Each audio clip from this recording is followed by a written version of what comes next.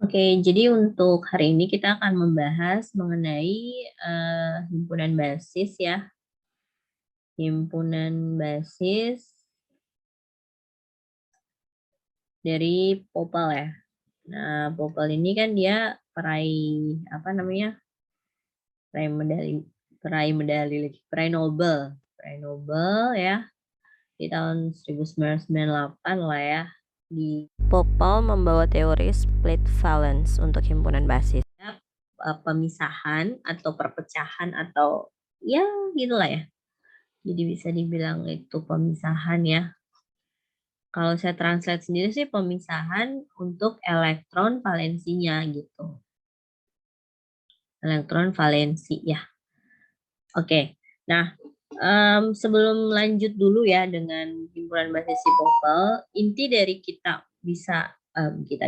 inti dari penyusunan himpunan basis itu sendiri itu adalah um, kita mau mencari tahu orbital atom gitu ya.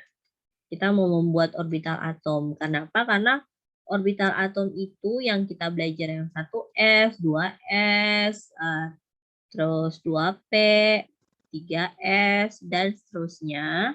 Itu merupakan orbital atom dari orbital atomnya si hidrogen. Sedangkan di dalam tabel periodik gitu ya, di dalam tabel periodik gitu ya. Kita punya tabel periodik yang panjang gitu ya, banyak-banyak itu ya, yang segala macamnya diisi itu. Nah, itu kan atomnya banyak gitu ya. Atomnya banyak, atom banyak, dan itu bukan hanya hidrogen gitu.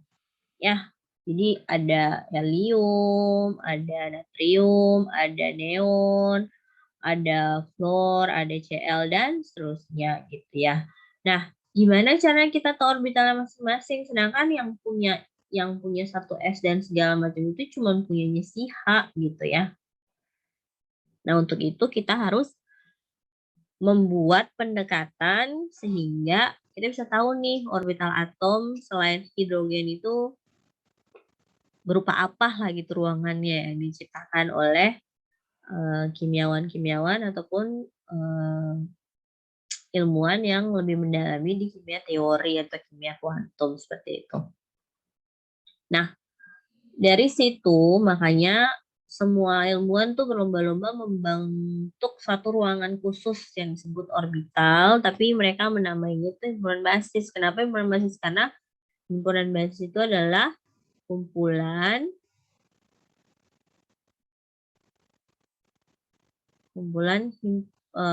apa namanya, fungsi gelombang ya,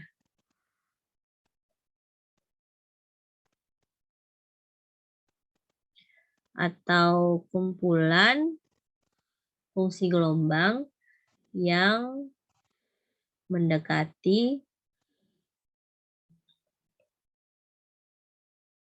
fungsi gelombang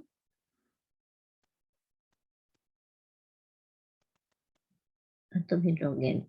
Ini mau cari nih yang paling dekat dengan atom hidrogen apa. Nah, sebelum masuk ke Popel, ada istilah Setter type, orbital ya, yang kita kenal dengan STO itu gitu. Nah, ini tuh dia bagus sekali karena dia mirip sekali dengan atom hidrogen, tapi dia butuh biaya yang tinggi gitu ya. Jadi ini sebenarnya udah mirip lah, mirip fungsi gelombangnya itu hidrogen gitu ya. Saya nulisnya begini gitu ya.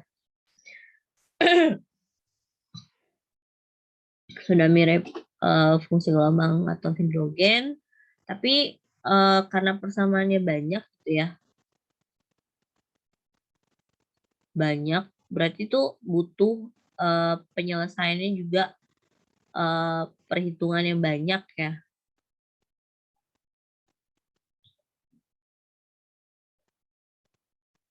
sehingga untuk menyelesaikannya itu butuh biaya yang besar gitu ya, dan waktu yang lama.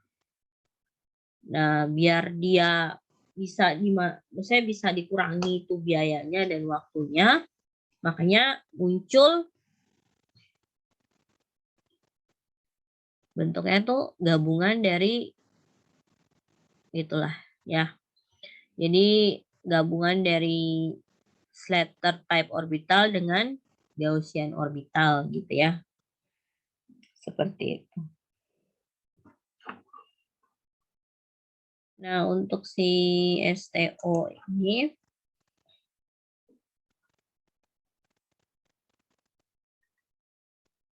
sorry. Minimal basis ya.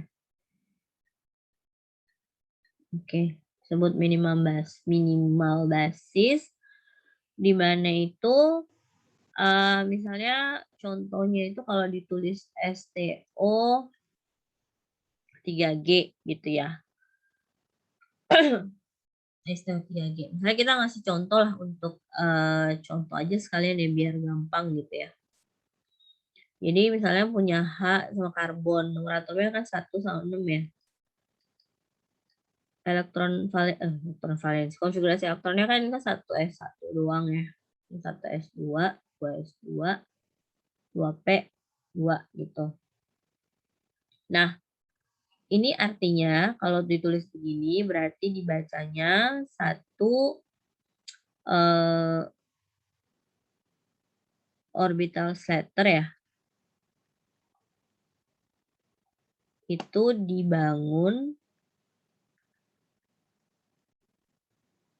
atau dibentuk dari 3 orbital Gaussian ya. Jadi kayak misalnya ya saya ambil contoh misalnya ini 1s. Berarti S itu kan kita tahu bahwa bentuknya kan bola ya. Bola bulat sempurna gitu ya.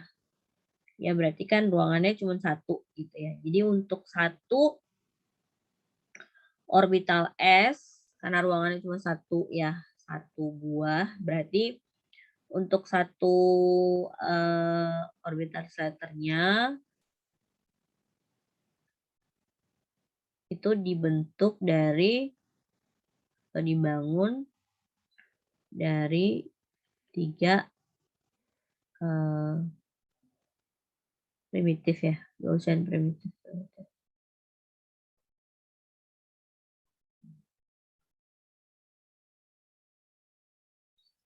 Gitu. Ya. Nah, untuk misalnya C, ini kan ada S2P. Kalau kita gambar kan satu bulat,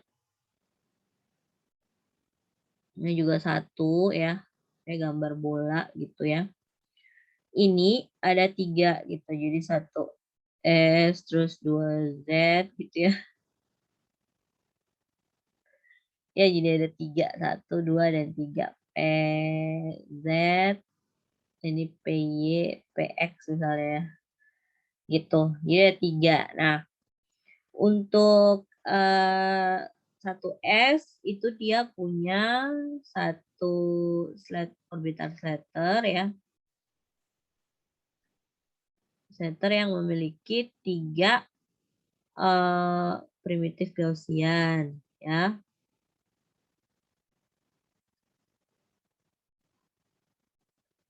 Nah, ini juga sama gitu ya. Ada 1 orbital Slater tapi ada 3 primitif Gaussian gitu ya. Nah, sedangkan yang 2P ini karena dia punya 1, 2, 2, dan 3 berarti masing-masing ini mereka punya ya. Saya ganti warna aja nih biar lebih berwarna gitu. Jadi misalnya si P ini punya sendiri, terus ganti lagi warna kuning. PY punya sendiri gitu ya. Terus nanti PZ, PX punya sendiri gitu ya. Jadi ini ada 1 orbital Slater terus sama dibentuk dari 3 primitif Gaussian gitu ya. Gaussian gitu ya. Oke. Terus ini juga satu orbital Slater, terus 3 primitif Gaussian gitu ya. Oke, terus yang terakhir juga sama, dia punya satu orbital Slater, terus ada 3 primitif Gaussian gitu ya. Jadi ada kalau yang P ini adalah 9, kalau ini kan cuma 3 dan 3 gitu lah ya. Oke, sampai sini pasti bisa dulu ya.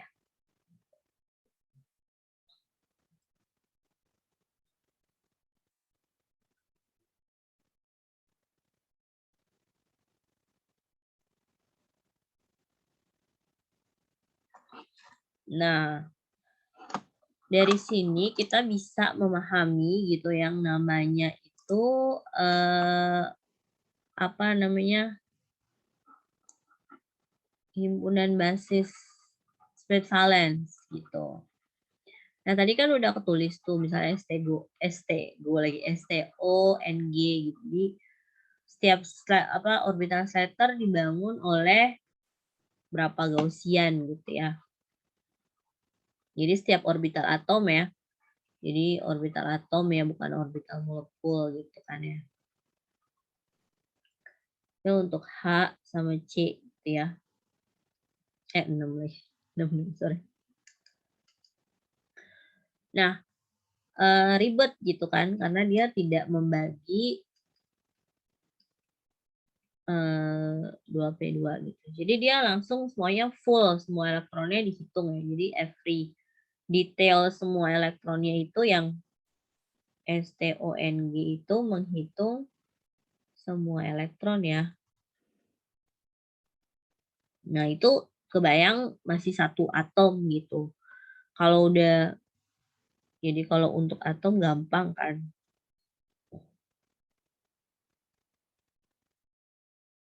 Masih mudah. Nah, kalau untuk apa namanya molekul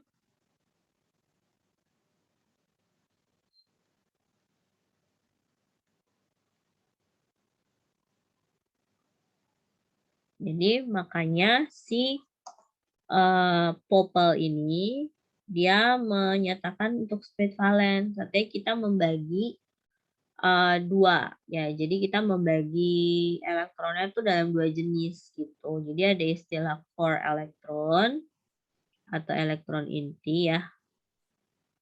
Dan juga valence elektron valensi gitu ya. Sorry, elektronnya pakai C ya. Nah, karena kan ketika membentuk ikatan yang berperan penting itu kan ini ya, untuk membentuk ikatan gitu ya. Itu. Kalau ini kan tidak ya, dia tetap stabil di dalam gitu. Jadi dibagilah core elektron sama valence elektron. Nah, untuk notasinya sendiri ya, notasinya kan biasanya kalau muncul tuh kayak 3, 2, 1 G gitu. Terus ada 6, 3, 1 G atau 1, 1 G misalnya gitulah. 6, 3, 1 G gitu ya. Gitulah ya. Oke, nah di sini itu dia udah menjelaskan gitu bahwa di sini saya ganti warna gitu ya. Ini dia menjelaskan core ya, yang ini. Mereka menjelaskan core elektronnya. Sedangkan yang ini dia menjelaskan valence elektronnya atau elektron valensinya. Ya, valence elektronnya. Nah, kalau udah menjelaskan itu, berarti kita bisa itu membagi nanti apa namanya, membagi dia dalam kelompok, dia termasuk bagian elektron core atau core elektron atau valensi elektron, elektron valensi. Oke. Nah, kita ngambil contoh di yang dua ini dulu ya. Kalau hidrogen mah gampang ya, artinya tidak terlalu ribet karena elektron valensinya tetap 1s1. Tapi kalau kita bicara soal karbon, berarti core-nya yang 1s2, kemudian yang valensinya itu yang 2s2, 2p2 gitu. Jadi terbagi. Nah, kita buat dulu untuk mendefinisikan masing-masing H sama C gitu ya. Nah, kalau untuk H ya, misalnya, atau jangan langsung ke contoh dulu deh, kita coba ngerti dulu gitu kan ya. Core elektron itu dia mewakili untuk STO-NG-nya. STO-NG atau STO-NG. Jadi kayak misalnya angka 3 gini ya. Kita coba lah ya, angka 3 ini. Jadi dia mewakili untuk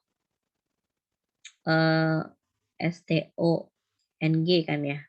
Nah, kalau 3 berarti bentukannya kan STO 3G. Nah, kalau yang ini kan dia STO 6G gitu ya. Jadi ternyatakan bahwa untuk setiap core elektron untuk satu orbital atomnya itu akan satu shelter orbitarnya itu harus diwakili atau dibentuk oleh 3 primitif. Gitu. Jadi kalau misalnya kan ini tadi udah sepakat ya bahwa kayak satu shelter orbital itu terdiri atau dibentuk lah, terdiri dari atau dibentuk dari apa namanya, terbentuk dari 3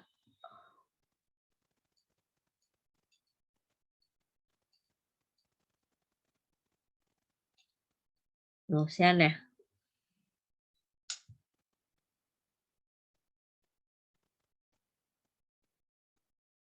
Gitu ya. Nah, kalau yang ini berarti satu scatter orbital itu terdiri atas dari 6 primitif ya. Gaussian. Oke. Udah, itu udah selesai. Nah, kalau untuk ini yang bagian valensnya itu kita lihat dari jumlahnya. Kalau dia ada setelah tanda minus atau dashnya itu jumlahnya 2, berarti dia double zeta ya. Zetanya jelek banget.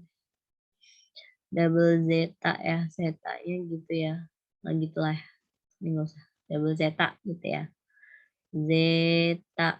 Nah kalau ada 3, misalnya kan 3 angka. Misalnya kalau 3 angka setelah tanda minus berarti 1, 2, 3 berarti dia itu adalah triple zeta aja, satu zeta aja ya gambarnya jelek banget.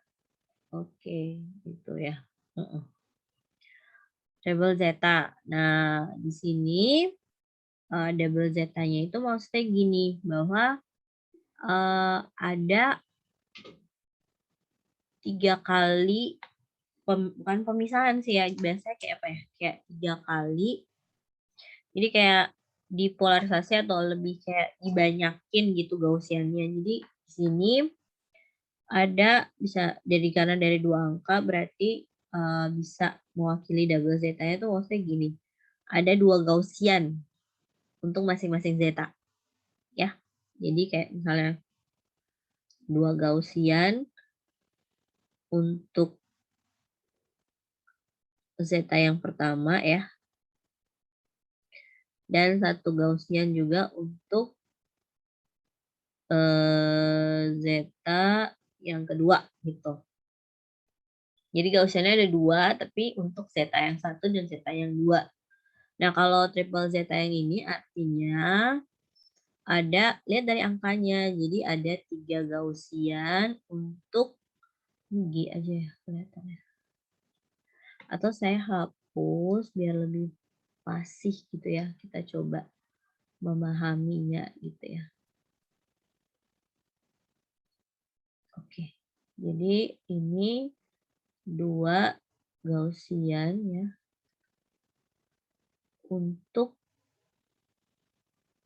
zeta yang pertama ya. Terus ada 1 Gaussian untuk zeta yang kedua gitu ya. Karena kan ada 2, ada 1, ini kan Gaussian ya. Oke. Oke. Nah, kalau yang ini berarti ada 3 ya. Berarti triple kan. Terus saya tanya ada 3. Jadi ada 3 Gaussian untuk zeta yang pertama, terus 1 Gaussian untuk zeta yang kedua, dan ada 1 Gaussian untuk zeta yang ketiga. Oke, seperti itu. Jadi split valence-nya itu seperti itu. Nah, kalau kita masukkan ke contoh, misalnya untuk si H ini, kan dia punya elektron valensi kan 1 ya. Berarti untuk penghitungannya, dia melihat elektron valensi yang satunya yang tadi, itu untuk misalnya kalau pakai 21G dan 311G, mana yang lebih lebar atau lebih banyak Gaussian orbitalnya itu ya yang semakin banyak angka setelah tanda dash. Seperti itu ya. Oke, saya rasa cukup. Semoga dipahami. Kalau ada yang mau ditanyakan, boleh tanyakan. Terima kasih.